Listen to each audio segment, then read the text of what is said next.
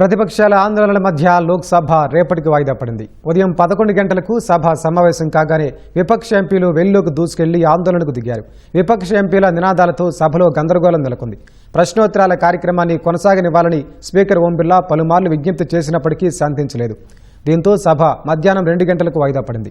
అనంతరం లోక్సభ తిరిగి సమావేశం కాగా విపక్ష ఎంపీలు తమ ఆందోళనను కొనసాగించారు. వివాదాస్పద ఎఫ్సీఆర్ఏ చట్ట సవరణ బిల్లును జేపీసీకి పంపాలన్న ప్రభుత్వ తీర్మానానికి సభ ఆమోదం తెలిపింది.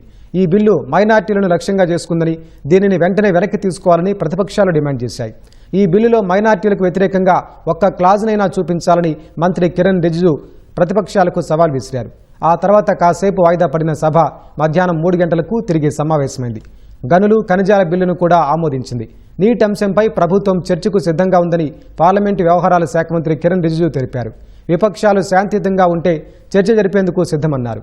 ఇన్ని రోజులు హోంమంత్రి అమిత్ షా సమాధానం కోసం పట్టుబట్టిన విపక్షాలు ఇప్పుడు చర్చకు సిద్ధమంటే పారిపోతున్నాయని విమర్శించారు. అయినా విపక్ష ఎంపీలు శాంతించకపోవడంతో లోక్సభ గురువారానికి వాయిదా పడింది.